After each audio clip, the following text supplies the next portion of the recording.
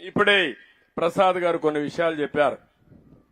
మామూలుగా చెత్తలో మనం చూస్తే పొడి చెత్త, తడి చెత్త ఇవన్నీ కూడా మనం వేస్తున్నాం.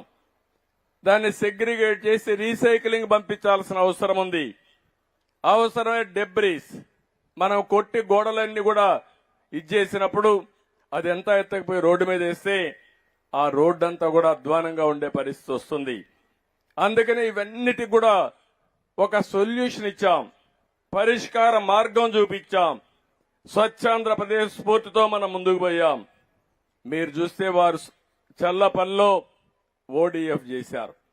రాష్ట్రం మొత్తం మీరు చూస్తే 2,43,612 వ్యక్తిగత మరుగుదొడ్లు కట్టి 8,124 కమ్యూనిటీ టాయిలెట్లు కట్టి టాయిలెట్లు కూడా చాలా నీట్ గా కట్టి అవసరమైతే ఒక 4-5 రూపాయల టికెట్ కూడా పెట్టి మిస్యూజ్ చేయకుండా ఎక్కడికక్కడ టాయిలెట్స్ అన్ని నిర్మాణం చేసి 110 మున్సిపాలిటీలో రాష్ట్రాన్ని ఓడిఎఫ్ రాష్ట్రంగా చేసిన ప్రభుత్వం తెలుగుదేశం ప్రభుత్వం ఆ రోజుల్లోనే.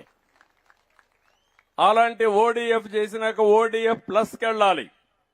అక్కడే సమస్యలు క్రియేట్ చేశారు. ఈ రోజు ఈ విధంగా చెత్త చూస్తే రాష్ట్రం మొత్తం 85 లక్షల మెట్రిక్ టన్నులు కుప్పలు కుప్పలుగా గుట్టలు గుట్టలుగా చెత్తంతా పేరకపోయింది. నేను ఇప్పుడే మా మంత్రిని అడిగా, నారాయణ గారు ఎన్ని రోజులు పడుతుందని అడిగా. సార్ 2 ఏళ్లు పడుతుంది అన్నాడు. 2 ఏళ్లు పడితే మనం పనిచేసినట్టు కాదు.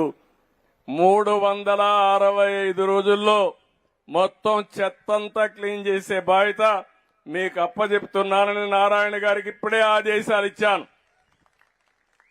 అంటే గడిచిన ప్రభుత్వం పేర్చిన చెత్త ప్రభుత్వం 85 లక్షల మెట్రిక్ టన్నులు ఇంకా మిగిలింది. మీకు కోపం రాలా? ఇంకా వాళ్ళు సిగ్గు లేకుండా రోడ్డు మీద మాట్లాడుతూ ఉంటారు. అందుకే ఆ రోజు చెప్పా, ఎన్నికల కంటే ముందు చెత్త ప్రభుత్వం అని.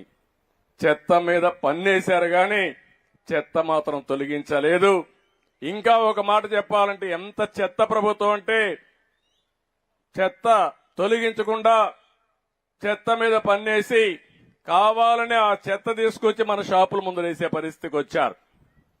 అందుకే నేను ఒక మాట చెప్పాను, చెత్త మీద ప్రభుత్వం వేయడం కరెక్ట్ కాదు. అందుకే ఈ రోజు అనౌన్స్ చేస్తున్నా, ఎక్కడ కూడా చెత్త మీద పన్నేయడానికి వీలు లేదు, రద్దు చేస్తున్నాం. ఈ రోజు నుంచి ఎక్కడ కలెక్ట్ చేయొద్దని మా మంత్రులకు వాళ్ళకి ఆదేశాలు ఇస్తున్నాను. నెక్స్ట్ కేబినెట్ లో పెట్టి అది కూడా ఆర్డర్స్ కూడా ఇష్యూ చేస్తాం. ఎక్కడ ఇది కలెక్ట్ చేయమని చెప్పి కూడా నేను మీకు తెలియజేస్తున్నా.